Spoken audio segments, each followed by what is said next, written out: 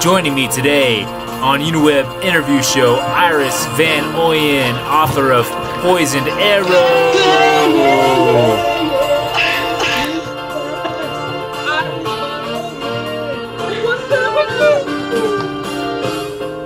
Iris!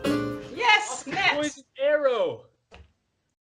That's the one. Welcome to the Uniweb interview show. Thank you so much. I'm so glad you joined us. From very far distant lands, places I've never even heard of. Where are you located? Tell the audience. We want to know. I am located in Breda, which is a town in the south of the Netherlands. Wow. What was it? Say the name of it again. Breda. Okay. Breda. That's what is it? Do you know what the name means? Oh my. No. Hard question. That's the short answer.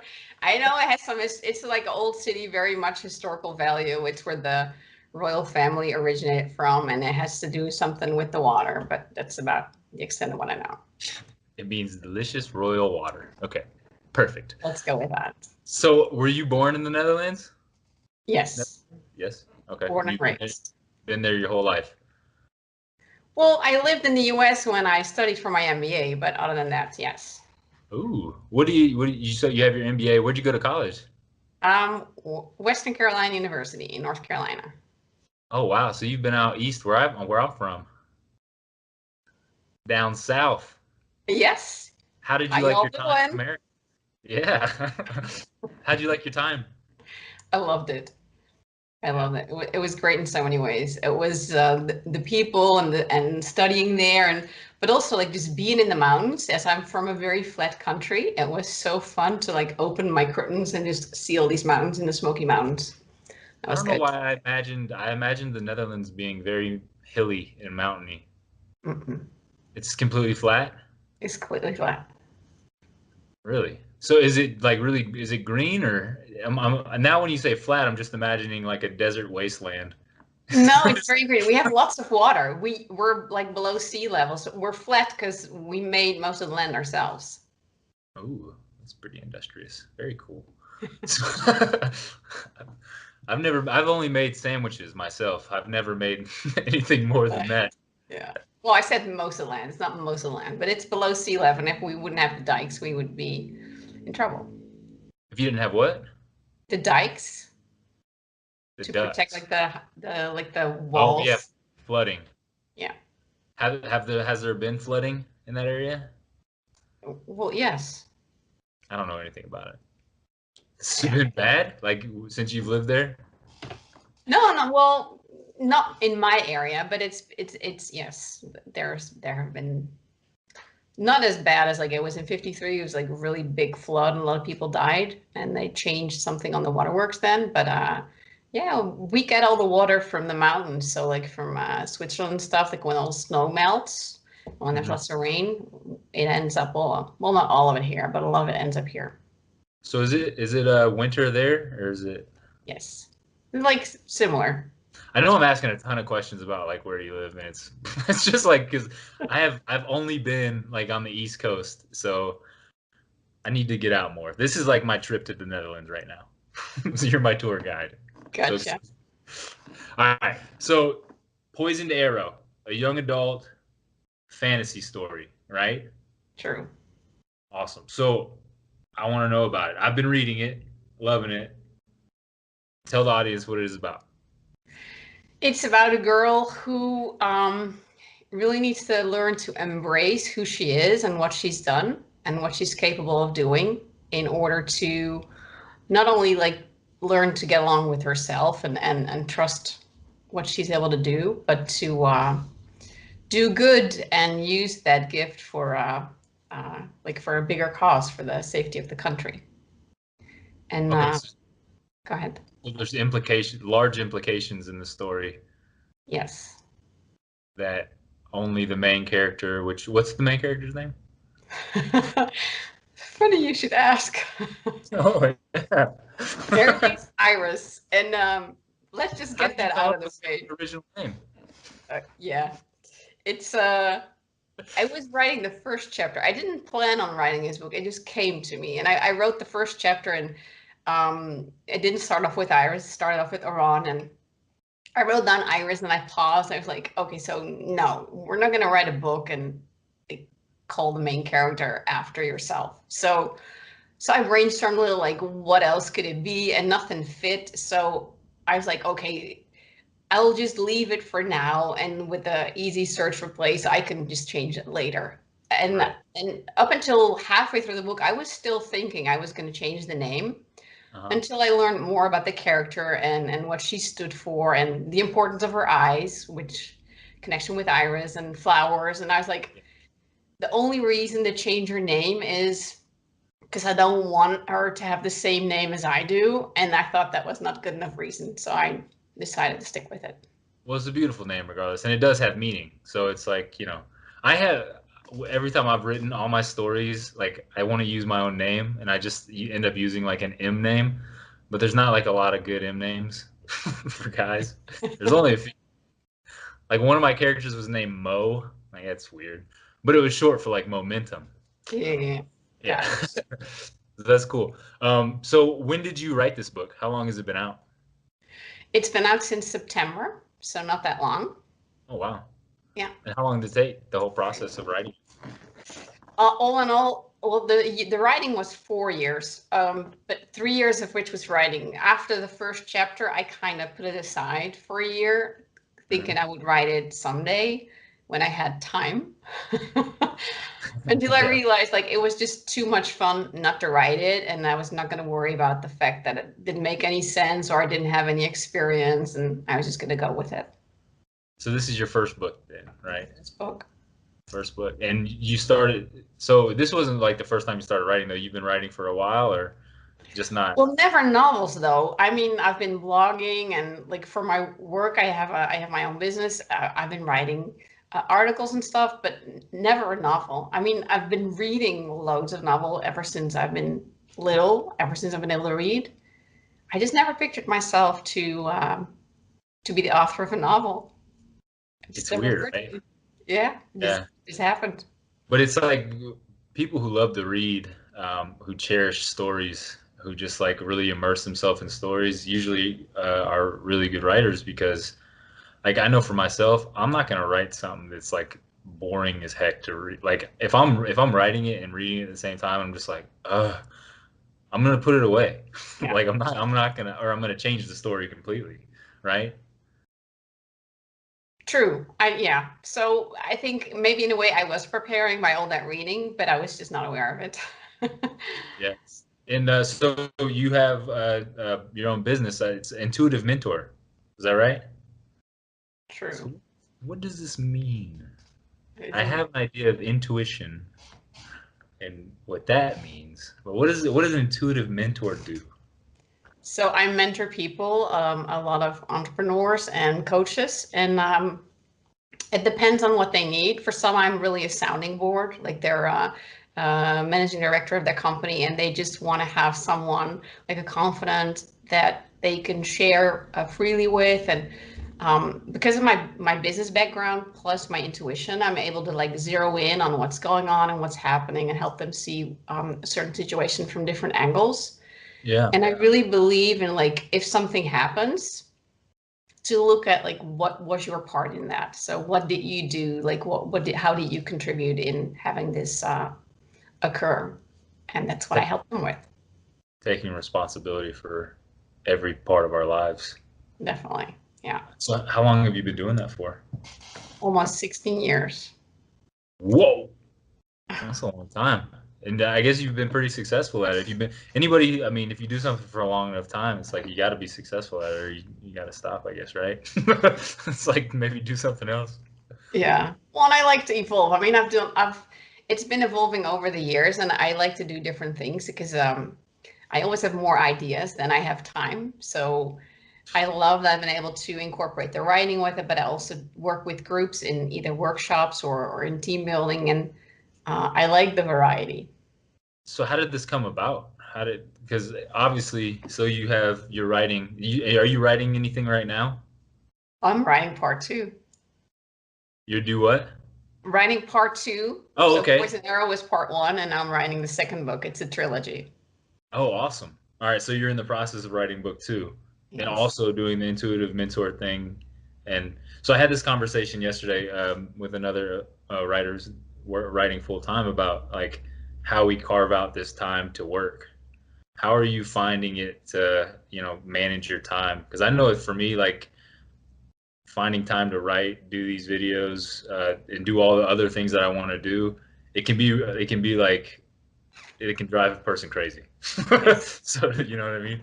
How do Yeah. you how do you go about managing that for yourself?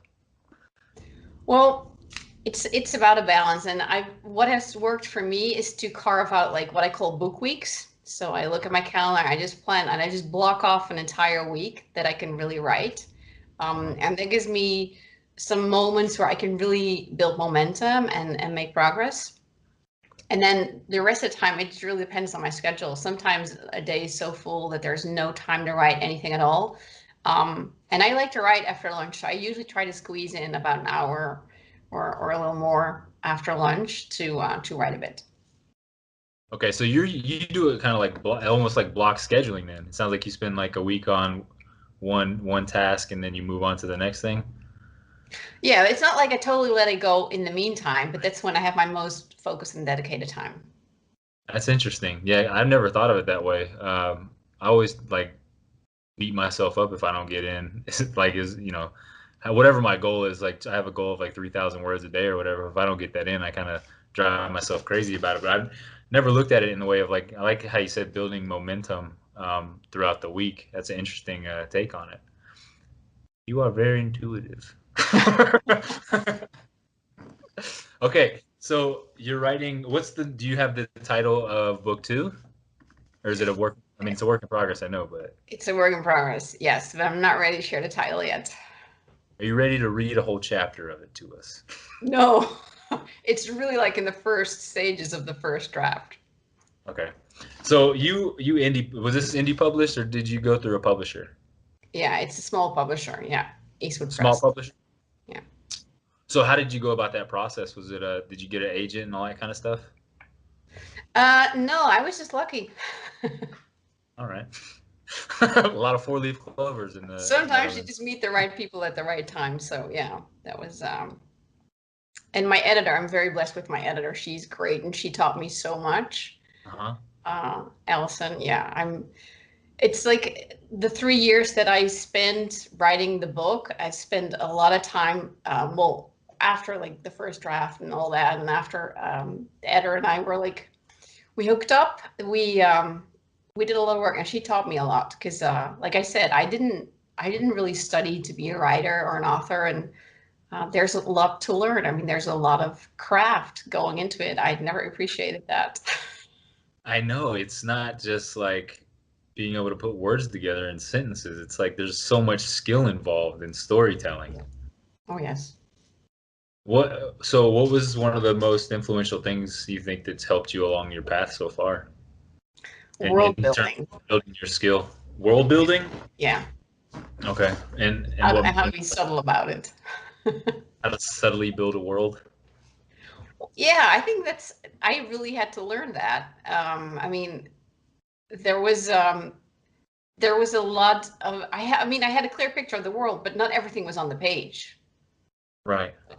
Like, so I had to learn how to put it on the page and how to put it on the page in a way that it wasn't a history lesson. Yeah, because it can get boring, right? Like you're Yeah. listing mountains and trees and like yeah. So what's your process then? How do you go about doing it? If I'd say it was a sum it up very, in like 12 words if you can. sorry, Sum it up in like 10 or 15 words. it was a very intuitive process. Okay. Sure enough. I, Yeah. I just, I would That's it. read, I would just read through and see like, um, what's happening here and how can I show more of what's happening Okay. through mentioning either a custom or a habit from that country or like what the environment looks like, just how to sprinkle it in. Yeah, because so it's not just some huge dump of information onto Yeah. the into the reader's brain. Yeah, I've had a that's one of the things I've struggled with as well. Like although because there's so many aspects in writing where you come up with these large scenes, right? Too like yeah, I was talking to somebody else yesterday about a fighting scene, and Hmm. like if there's a lot of action going on in the scene, how do I do it so it's not so overwhelming? And the same thing can be said for world building. It's like how do I do it in such a way that's not to the point where the person is just gonna be like, all right, I'm not reading this, you know, because we want people to read the story. Yeah, true. Yeah, yeah. At least I do. I don't know if. Well, I think it's yes. I think after you've written the book, you want people to read it. I started out writing it because it was just so much fun. I mean, I was just like, I love doing this, and like the first time, like I said, I didn't intend to write this book. It kind of happened. I just there was a moment where I just had to grab my computer and start writing, and I was supposed to have dinner at my parents that night. So I had to drive over, and I was like, my phone was stuck like in my seatbelt, and I was on the voice recorder. I continued like recording, and I had dinner, and then as soon as I got back in the car, I had to grab the voice recorder again because more was pouring out. It was just like, okay, this story wants to be told. It's amazing when that happens when inspiration hits you. It's like a bolt of lightning. It's just got to like be the channel for it, right? True, Yeah, it really is magic in a way. it is. How it happens and being connected. So, but that's interesting because I feel like just being a mentor, an intuitive mentor, any kind of coaching, that kind of thing. I feel like there's a lot of goal setting involved, right? At least I know when I did coaching, personal training, I always had these goals set for my clients and whatnot. Do you have goals for yourself in terms of your writing schedule and what you're looking to do, especially with after publishing the book? Like, do you have a idea of what kind of success you're interested in? Um, well, I'm not very modest. I just want it like to be a worldwide bestseller. Good. That's awesome. That's me too. I I told somebody yesterday I want like I imagine a picture of J.K. Rowling on my mirror in the morning, and like have you seen Rocky 4? I'm not sure. I Rocky's. recorded it last week. Does that count? Oh yeah, yeah, sure. So there's a scene where he like crushes the picture of Ivan Drago, and like that's how I imagine because like I wanna unseat her as like the number one fantasy writer in the world kind of deal. Um, but that's you're supposed to have high aspirations. I think. I mean, it's not necessarily a bad thing. But how do you get there, right? Like that's the question. Like Yeah. because everybody can dream about being number one in the world, but what are the daily practices you do to make that happen for yourself? Well, I think it starts by writing the best book you're able to write, whatever that looks like, and also learning to be happy with where you're at certain moment in time. Because I mean, it progresses, right? I'm sure that when I look back at book one after I finished book two, I'm going to be like, oh, really? Why didn't I wait? I mean, I should have. There's so much to be improved, but that's just how it works. And you can't keep on to all your books or hold on to all your books until they're all perfect and then send them out into the world. You just have to decide, like, okay, this is it. Yeah, it's like a roll of the dice, right? The willingness to be kind of judged for even if you don't think it's your best work. Like I believe it's the yeah, like you said, believing it's kind of the best work at the time, being happy in the moment. Yeah, Like could I do anything better right now with this? Without having to completely rewrite the entire rewrite the entire story in 4 years. Because I feel like we do get trapped in that constant editing process of wanting to make it better. But there's got to be some level of not fearlessness, but like courage. And I think that's with any art form, right? hmm. Well, like they say, it's never it's what's the quote again? Work of art is never completed, only abandoned, something like that. Yeah, I've heard that. And that's the thing about art too, right? It's all objective. It's like it could be crap to one person, but it could absolutely change another person's life. True. And and that's why it's so important to share our art, and that's why I think it's so important to share these stories too, and share the authors who are writing these stories because whether one person thinks it's garbage and a waste of time, another person can be like, "Oh my God, that changed my life." What you said, and that's the whole, and that's the magic of having that story inside of us to share. You know. True. So with that, what is the legacy you're looking to leave with your writing? Well, if you don't mind, I'm going to share a quote because you asked me to think about a quote, and I think it fits right here. But it's long. It's long, so I'm gonna have to read it to you because it's just Okay, I you have think. to read it dramatically though. Oh well, I'm gonna try. Give me some. I'm not an actress, but okay. So it's a quote by Martha Graham, who was a contemporary dancer, oh, an awesome woman, Okay. and she said this: "There is a vitality, a life force, an energy, a quickening that is translated through you into action. And because there's only one of you in all of time, this expression is unique. And if you block it, it will never exist through any other medium, and it will be lost. The world will not have it. It is not your business to determine how good it is, nor how valuable, nor how it compares with other expressions. It is your business to keep it yours clearly and directly, to keep the channel open. You do not even have to believe in yourself or your work. You have to keep yourself open and aware to the urges that motivate you. Keep the channel open." I just love that. That is fantastic. That's, I mean, yeah, that's literally like what I talk about every single day. And I'm sure it's annoying people, but it's like that is it. Not being, not being so arrogant to think that I know how, life is going to show up and work through me to inspire another person, or how another person is going to be inspired to maybe help me, like keeping an open mind and just letting it go, right? Yeah, That's profound. I know. Yeah, it's one of my favorites. Martha Graham, awesome. So you said you blog as well. Yes, and that's work related, or yeah. So I talk about like motivational stuff, as in either things that I'm going through myself or that I see are happening around me, or with my clients. Most of my clients are highly sensitive. I am as well. I think a lot of creators are just very in tune with what's happening, and sometimes it's important to learn how to filter that and how to keep all those stimuli out so you don't get overwhelmed. So that's what I work with as well. How do you manage it? Because I get overwhelmed constantly. I'm like, yeah, I 100% agree. The creative types are definitely more in tune with. I mean, that's what we just talked about, and what your quote was, being a channel for things. It's like if I'm a channel for something, I have to be willing to let things in, and letting things in is not always like really good positive things. Sometimes they're bad, like nasty vibrational energies. How do you manage to cope with that? It starts by being aware, and then when you're aware, you can choose, like you can choose to let this in and not let that in. It's like I envision like a bubble around me that's just a filter, like you know the bubble when you like blow bubbles. Hmm. So it's transparent. It lets stuff through, but only the stuff that I'm allowing in. So only the stuff that helps and supports me, and everything else.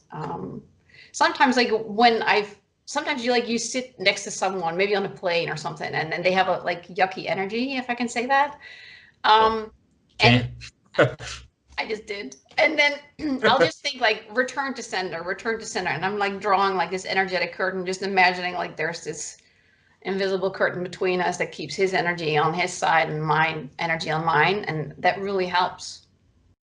So I mean, you're building boundaries. It's like energetic boundaries in your own mind, right? To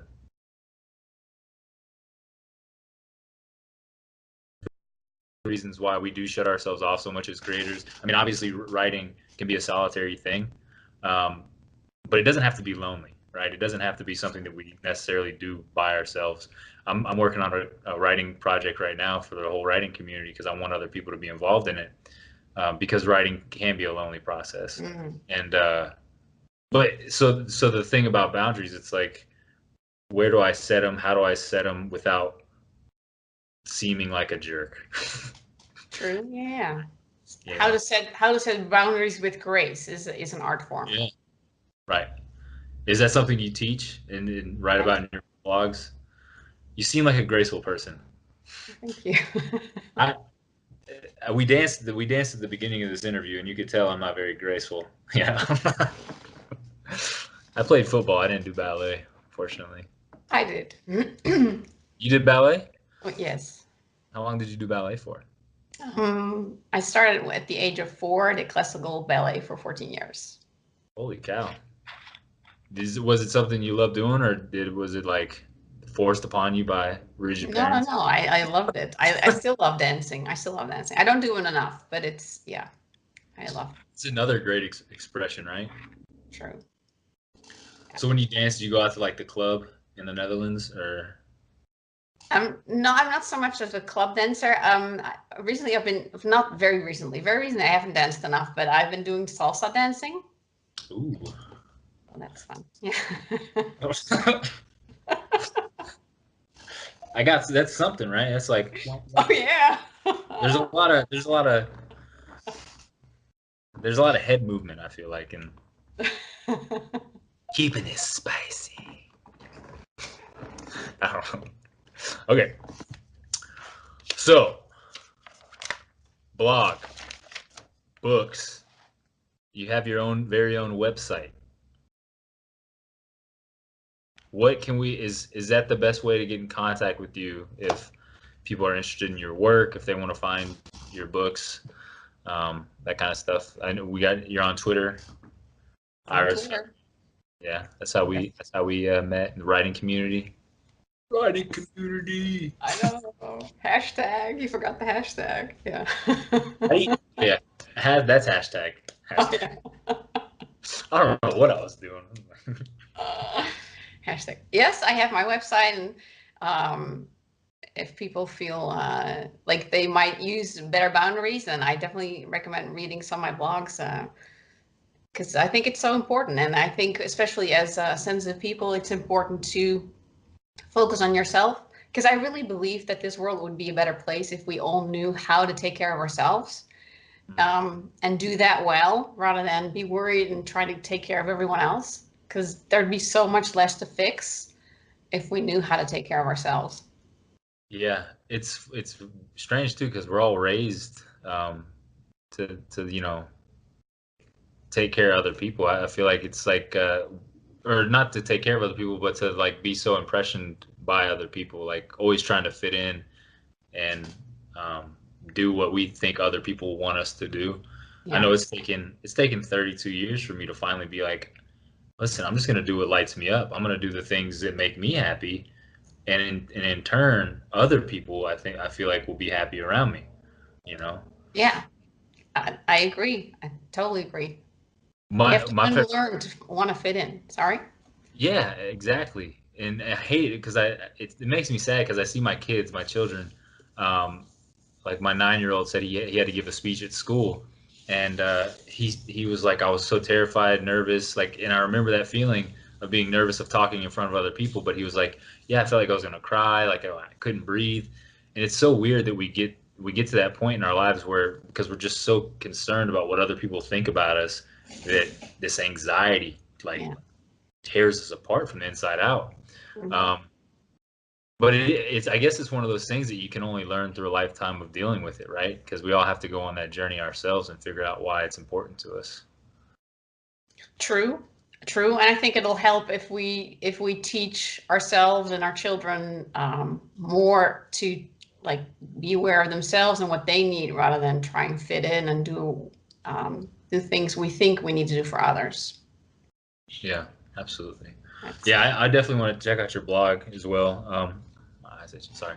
Uh, I'm reading the book. I'm loving it, like I said, and I'm gonna go to the blog. I'm gonna link all the information for your website, your blog, your where to buy your book, and all that kind of stuff on the interview page. Is there anything you want to leave the community, the people watching this with today? Well, I'd say, first of all, thank you, Matt, for inviting me for this lovely chat. I'm so glad we got to meet on Twitter. I'm having a lot of fun there. And Yeah. if I want to leave the people with something, I'd say follow your heart. Hmm. How do you follow yours? I listen to my Is it intuition. Because I know that can be tough sometimes, right? Yes. And I've made choices over the years that weren't always the easy choices, but they Mm. felt right. So that's what gave me the courage to pursue and like go with it, even though it was often the path least traveled. But when I look back, I'm glad I did, because for me, that was the right path. I'm finding that you authors, you writing folks, are some of the most courageous people I've ever talked to in my entire life. Honestly, it's like the courage to put yourself out there, write about stuff that, because I feel like writing is such a personal thing too, because stuff comes out. No, it doesn't matter what genre you write in. Stuff comes out that's deeply painful inside of you. Um, I know I cry all the time when I'm writing. Me It's like, too. yeah. I'm like, I hope other people cry. Yes, they But do.